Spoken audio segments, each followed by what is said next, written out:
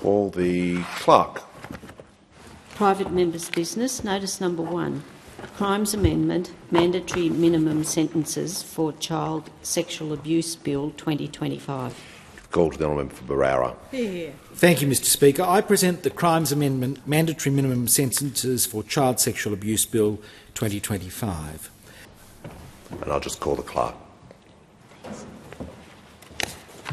First reading, a bill for an Act to amend the Crimes Act 1914 and for related purposes. Give the call to member Barara. Mr Speaker, I move that the bill be now read a second time. There can be few more important or urgent matters for the Parliament to deal with than the prevention of child sexual abuse and the bringing of perpetrators to justice, as is outlined in this bill. I said all of the things that I wanted to say when we moved suspension of standing orders recently. This is not a partisan matter, but it is an urgent matter. And on that basis, I cede the remaining part of my time to the new Shadow Attorney-General, the member for Fisher. Is the motion seconded? I second the motion, Mr Speaker. The Crimes Amendment Mandatory Minimum Sentences for Child Sexual Abuse Bill of 2025 is about one simple principle: that those who abuse, exploit or prey upon children must face justice, real justice. No Australian parent, family or community should ever have to wonder whether the law truly values the safety and dignity of a child. Yet recent events have shown that our current sentencing framework does not meet that test always.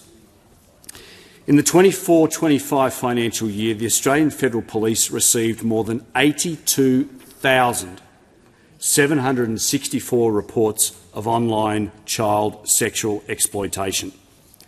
That is a 41% increase in just 12 months. It's an average of 226 reports every single day. Just let that sink in. Each one of those reports represents a child, a real child, and their families whose lives have been shattered by unspeakable harm. That means that in the 18 days between when the former Shadow Attorney, the member for Barara, first introduced this bill to today, more than 4,000 instances of online child sexual exploitation have been reported to the ACE. 4,000. 4,000 children, 4,000 families in less than 3 weeks. Those figures seem unfathomable. When a child is sexually abused, the impact on the family is devastating and enduring. Families may struggle with disbelief, blame, conflict, while the child's sense of safety and security is deeply harmed. The trauma extends beyond the child, affecting parenting, sibling bonds and the family's overall stability. And yet too often, those who commit these despicable crimes face sentences that are manifestly inadequate. The Maloney case in Victoria brought this into sharp relief. A father who committed 19 separate acts of sexual abuse against his 5-year-old daughter, producing and transmitting 77 files of child abuse material, was sentenced to just 2.5 years in prison. For the Commonwealth offences of producing and transmitting child abuse material, the offender received only 6 months imprisonment before being released on a recognizance release order. 6 months imprisonment for 77 separate pieces of child abuse material. That is not justice.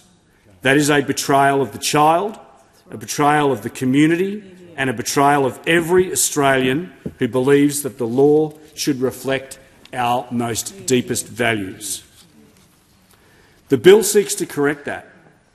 First, it establishes that child sex offences involving the use of a carriage service, including using a carriage service for child abuse material, which is an offence under section 474.22 of the Criminal Code.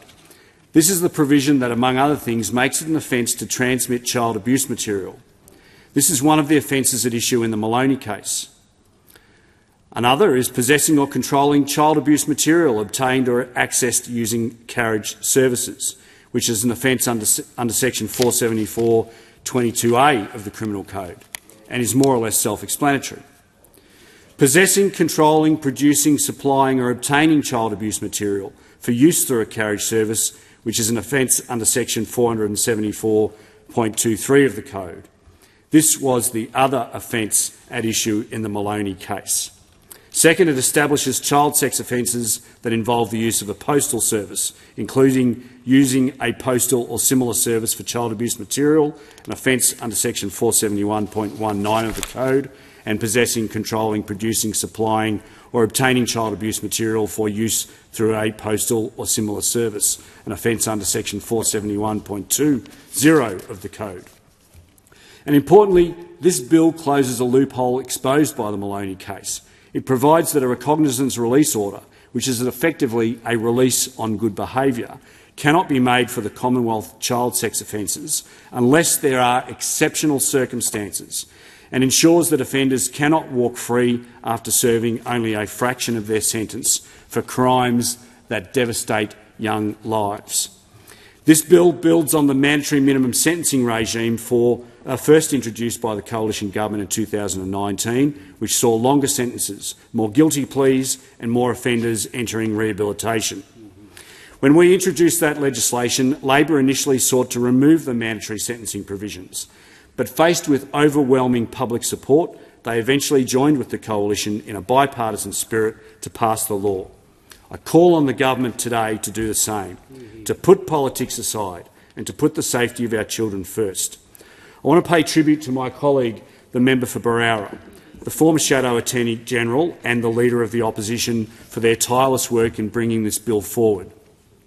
The member for Barara and the Leader of the Opposition acted with conviction, compassion and urgency, driven by a simple belief that every child deserves to grow up safe, loved and free from fear. I thank them for their leadership and their commitment to the protection of children in this country. I also want to acknowledge Bruce and Denise Morcombe and the Daniel Morcombe Foundation, whose decades of advocacy have made child safety a national cause. Bruce and Denise have turned their family's unimaginable loss into a movement for change. They've given a voice to victims, survivors and families across Australia. The Morcombe Foundation has publicly supported this bill, recognising that strong deterrence and clear sentences save lives and prevent abuse before it happens.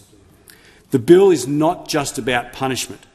It is just as much about protection, because while sentencing matters, prevention matters just as much, if not more. This bill will serve as a strong deterrent from this appalling conduct.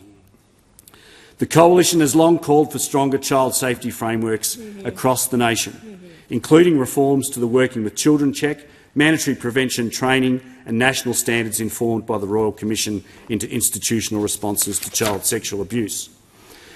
The Australian Centre to Counter Child Exploitation is another vital part of this national effort. It was established and funded under a coalition government, reflecting our long-standing and unwavering commitment to protecting innocent lives and safeguarding Australian children. And that must always be our focus. Too often the scales of justice have been tipped towards the rights of offenders instead of compassion for the victims who will live with this trauma forever, and of course the protection of the community. That imbalance must end. The recent case of a childcare worker charged with more than 70 offences after working in 20 different centres shows how urgently reform in this space is needed. This bill is not complicated. It does not create new offences. It simply ensures that when a person commits one of the most heinous crimes imaginable, the sentence they receive reflects the gravity of their crime. No one produces or transmits child abuse material no one who does that should be able to walk free after 6 months. Not one, not ever. This bill sends an unmistakable message. If you exploit a child, you will do serious jail time. The transmission of these images are not victimless crimes. They create a market for child sexual abuse, and anyone involved in these heinous crimes should do that serious time, not just get a slap over the wrist. This is an opportunity for every member in this parliament to stand together, to rise above partisanship and to affirm a basic truth, that the protection of our children is not a political issue. It is our moral duty. Our message today is simple and clear. Australia will not tolerate child sexual abuse, whether that is online or offline. Those who commit these crimes should face the full force of the law, and this Parliament, united, will protect the most vulnerable among us. I commend the bill to the House. Authorised by Andrew Wallace, LNP, Boccarina, Queensland.